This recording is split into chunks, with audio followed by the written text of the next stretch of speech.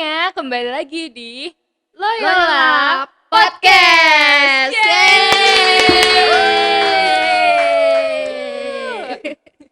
Oke, halo semuanya. Kenalin, aku Ellen dan di sini aku ditemenin nih sama seorang guru yang energetik dan kece abis. Monggo memperkenalkan diri, Bu. Baik, teman-teman, nama saya Eti Mahareni, biasa dipanggil Bu Eti. Saya ngajar sejarah di Kolese Loyola. Temu dengan saya. Yeay. Ngomong-ngomong, Bu Eti hari ini cantik sekali loh, Bu. Aduh, terima kasih Ellen. Kamu juga tuh hari ini cantik banget. Makasih, Bu. Kita dua wanita tercantik di Loyola hari ini. Oke deh. Oke. Bu Eti ngomong-ngomong, apa kabar nih, Bu? Lama nggak ketemu kan, Bu? Baik Ellen, Puji. sehat ya, puji Tuhan. Selama pandemi ini, selain ngajar, kegiatannya apa aja nih, Bu? Saya membaca, mempersiapkan Wah. mengajar, lalu kegiatan di rumah seperti biasa. Saya juga mengikuti beberapa webinar ya, soal sejarah, soal pedagogi gitu. Wah, keren Jadi, banget nih. ya, Produktif sekali ya, Bu? ya mungkin itu untuk mengisi waktu karena di pandemi kita semakin banyak punya waktu, saya kira perlu untuk semakin mengembangkan diri. Iya, keren banget nih, Bu Eti. Ya kan keren banget kan, teman-teman? Nah, ini kan kita di bulan-bulan April nih, Bu, ya. Masa-masanya Kartinian. Jadi, Kartini. pasti teman-teman bisa nebak dong topik yang bakal kita bawain di podcast hari ini apa? Bisa nggak? Kartini Ya. Jadi, topik besar yang bakal kita bahas hari ini adalah women supporting other women. Oke. Gitu, Bu. Nah, kalau menurut Bu Etik sendiri nih, Kartini masa sekarang tuh kayak gimana sih, Bu? Kartini masa sekarang tuh perempuan yang punya wawasan luas seperti Raden Ajeng Kartini itu ya, punya wawasan luas, kemudian networking yang kuat, dan tentu perempuan itu harus berani untuk mengubah tradisi-tradisi yang beku ya. Jadi bukan hanya tradisi perempuan dalam komunitas bersama, tetapi tradisi-tradisi kita semua. Saya kira itu mengapa Kartini itu dijadikan pahlawan, itu karena 3 hal itu sih kalau saya refleksikan. Iya, bener Ibu ya. Kalau menurut saya sendiri kayak Kartini itu tokoh modern yang ada dari masa lalu. Iya betul, 142 tahun Wah, Kartini. keren banget, Bu. Wow. Lama sekali. Lama ya, Bu ya. Nah, menurut Bu Eti sendiri nih, nilai-nilai Kartini masa lalu apakah masih relevan, Bu, buat kita zaman sekarang ini? Saya kira mungkin ini ya, Kartini di era pandemi gitu. Kartini di era pandemi, nilai-nilai Kartini yang 3 tadi itu justru menemukan tempatnya yang lebih besar gitu. Karena sekarang urusan-urusan publik yang dulu misalnya dihandle oleh kegiatan di luar rumah kan sekarang at home. Semua kegiatan di rumah. Sehingga peran dari orang tua, peran dari ibu, peran dari perempuan justru semakin besar. Justru ini peluang bagus bagi perempuan di Loyola atau di seluruh dunia untuk semakin menambah wawasan lagi, memperkuat networking, dan menjadi perempuan yang berani untuk menyuarakan apa yang benar dan apa yang adil. Saya kira ini saatnya. Justru di era pandemi ini perempuan mendapatkan tempatnya yang lebih besar. Soal emansipasi dan soal kodrati itu bisa berjalan bersama-sama. Saya kira itu. Wah, keren ya, Bu. Berarti itu perjuangan Kartini zaman sekarang ya, Bu ya? Iya. Kalau menurut kamu gimana? Kalau menurut Ellen sama juga sih, Bu. Kayak nilai-nilai Kartini yang masa lalu kayak keberanian, kemandirian, itu tuh sekarang lebih dikembangin kan, Bu. Terutama buat wanita-wanita zaman sekarang tuh lebih pede, kesannya lebih berani gitu. Iya. Lebih mau speak up tentang apa Iya. yang ada di pikirannya. Betul. Bener, Bu. Dan Nah, harus begitu, iya, bukan? harus begitu. Harus begitu, teman-teman. Iya. Oke. Nah, sekarang kita bakal main game nih, Bu. Wow, ada games. Wow, keren sekali. Ternyata podcastnya seru ya, ada Asik kan? games. Nama gamesnya undian berhadiah. Wait, berhadiah ya. Kan di depan Bu Eti ini sudah ada kotak. Nah, ini kotak undian, ini. Bu. Oh, baik. Nanti ada hadiah di dalam kotak itu, Bu. Oh, yes. Ini ada berapa ini? Ada banyak, ada 4 ratusan, ya. Bu. Berarti diambil nih. Iya. Diambil Boleh, ya. Bu Eti undi, ambil Diundi satu. dulu. Iya. dibuka dulu. Wah, ini rapet banget ya nutupnya ya, kayak emak-emak Dokumen nih. rahasia Bu soalnya. Wow. Oke. Ini saya ambil Iya, satu, mhm, terus lalu dibacakan dibuka, aja enggak apa-apa Bu. dibaca. Baik. Eh, Kenapa, ini isinya pertanyaan ya. Kenapa perempuan kesannya harus mengikuti banyak standar agar cantik? Misalnya kulitnya halus, putih, langsing, tinggi, mungkin hidungnya yang mancung, Iya Bu. mancung ya, tirus gitu, seperti itu. Kenapa perempuan kesannya harus mengikuti itu Iya. gitu. Kenapa Bu? Kalau menurut Bu Eti? Em, itu karena ini sih, warisan kolonial saya kira. Karena kita bicara soal Kartini, jadi kita bicara soal warisan kolonial. Jadi bangsa Indonesia ini sudah apa ya, terlalu dibikin image-nya itu pesona Eropa, pesona Barat. Jadi seperti yang ideal itu perempuan seperti perempuan Barat. Itu mungkin salah satu ini ya, salah satu produk dari eh, penjajahan di masa lalu gitu. Saya kira itu. Jadi image yang dibangun oleh kita para perempuan Indonesia itu image Eropa. Padahal di Eropa sendiri bule-bule itu kriteria perempuan cantik itu tidak seperti kita. Justru mereka itu yang kulitnya agak-agak apa itu Sawo matang sawo gitu ya Bu? Iya. mateng gitu, yang mungil, yang curly gitu. Jadi menurut saya cantik itu apa ya? Itu persepsi publik gitu loh, yang dibangun sendiri oleh publik, yang itu tuh warisan dari kolonial karena kita bicara soal Kartini kan.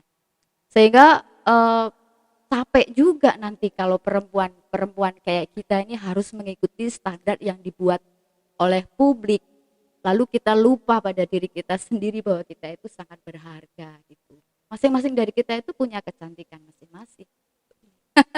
Jadi kalau kita selalu mengikuti apa yang menjadi kriteria ideal yang dibangun oleh persepsi komunitas, persepsi publik, saya kira kita akan capek Nggak gitu ada loh. habisnya ya Tidak Bu akan ya? ada habisnya. Bener. Apalagi sekarang ini nih, sekarang ini medsos-medsos itu Nah iya Bu, semakin bener. iya itu misalnya produk-produk kecantikan apa segala macam itu kan selalu iklannya itu pesona Eropa yang ditampilkan.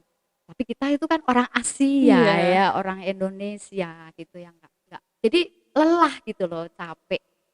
Baik kalau kalau sekarang ini di Hari Kartini ini sepertinya kita diingatkan lagi tuh Iya. untuk apa ya, mencintai diri kita sendiri, percaya diri gitu sebagai perempuan Indonesia.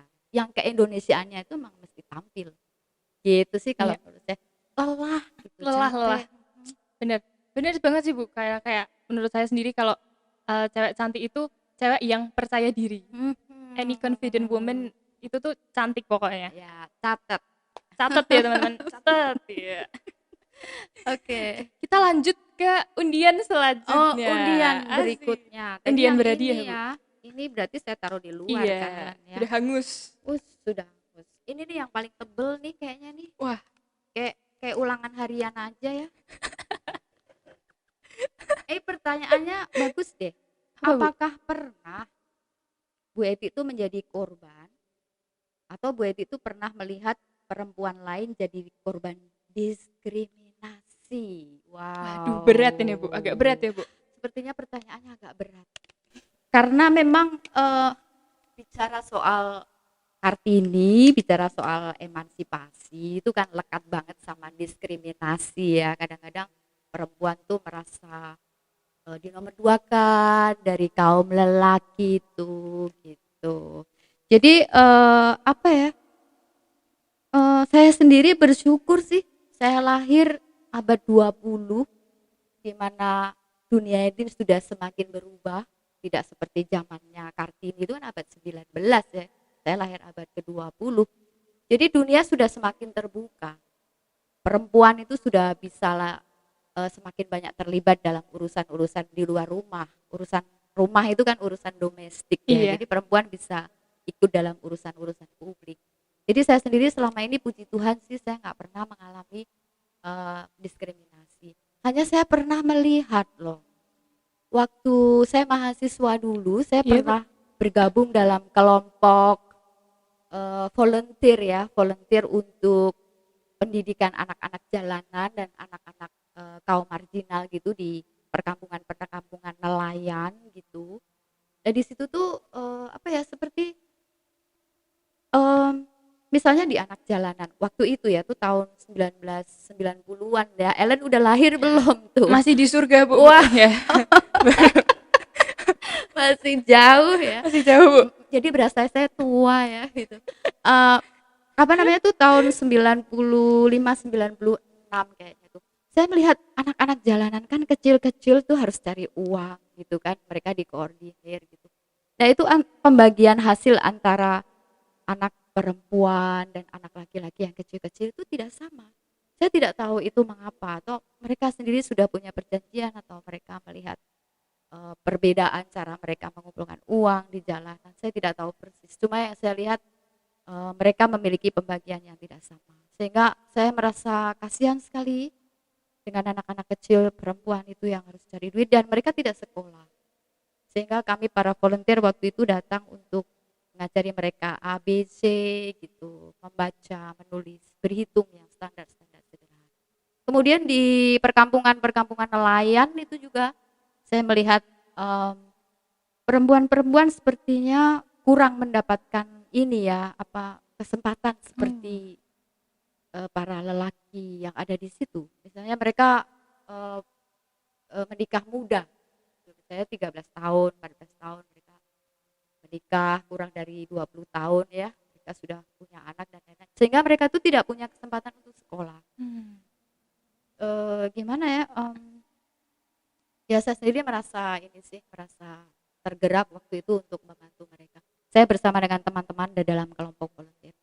Tapi itu dulu ya tahun 1990-an. Saya nggak tahu sekarang mungkin sudah berubah menjadi lebih baik. Tapi saya kira ya belum semua di dunia ini diskriminasi hilang sih. Saya masih juga suka membaca, suka melihat juga di beberapa tayangan ya bahwa perempuan itu masih ada yang mengalami diskriminasi. Kalau menurut Bu Eti, kira-kira penyebabnya apa sih, Bu? Kok bisa perempuan tuh didiskriminasi gitu loh?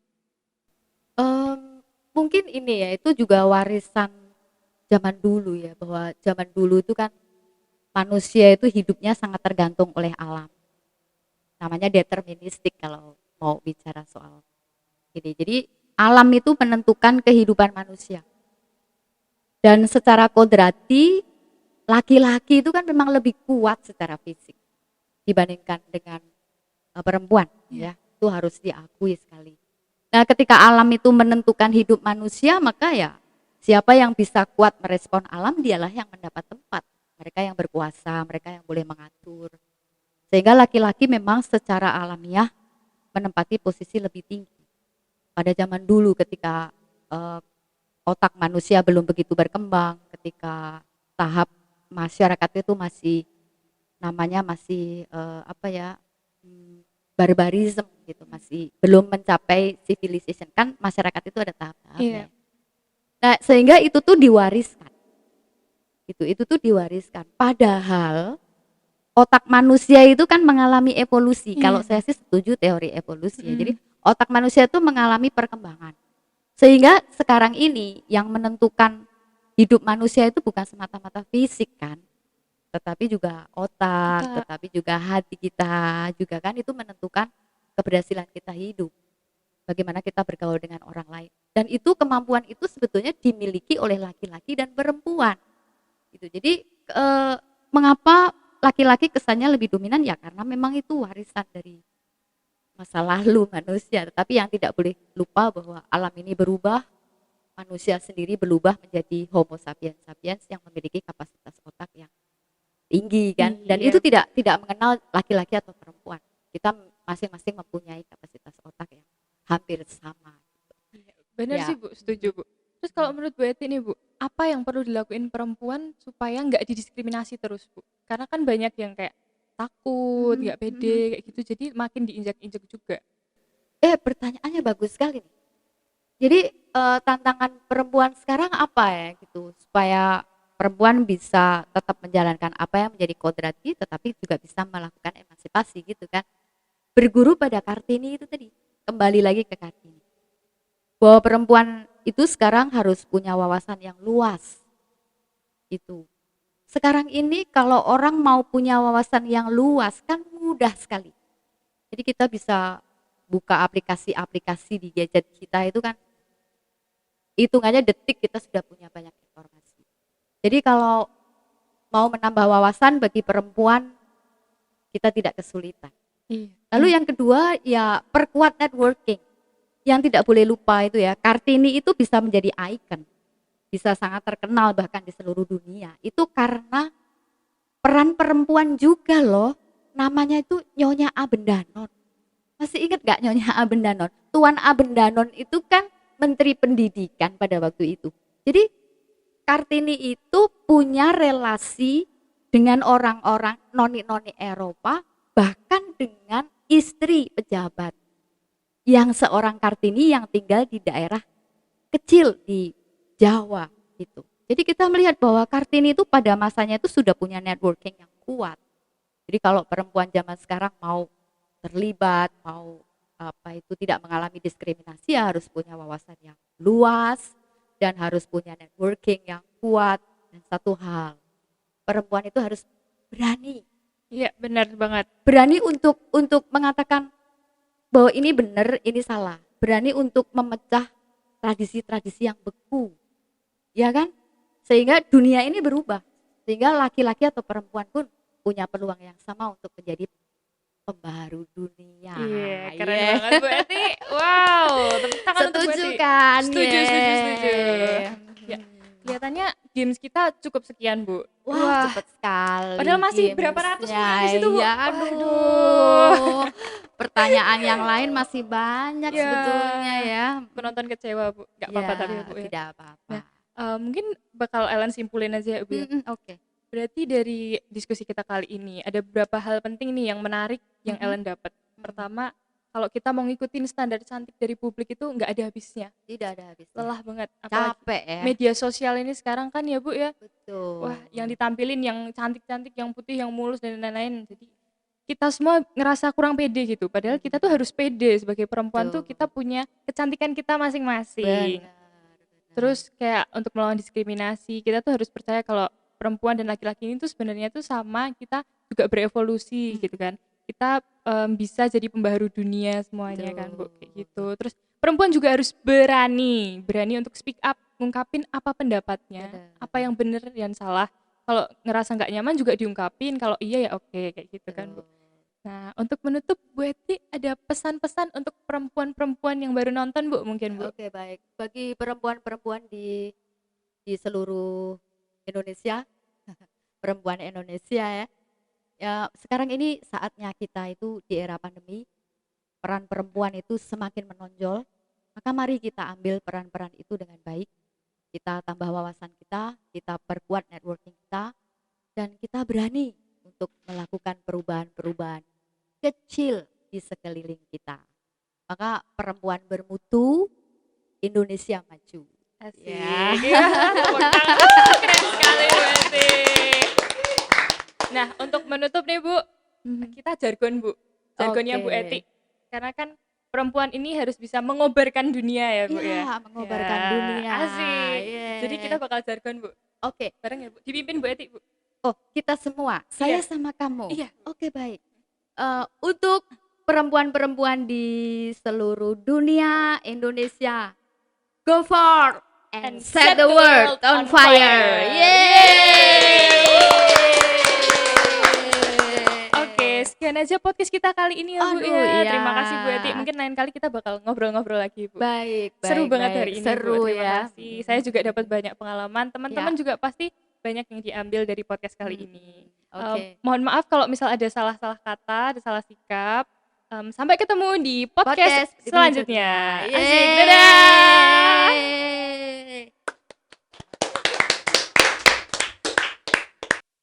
Terima kasih telah menonton podcast ini. Admirem de Gloriam.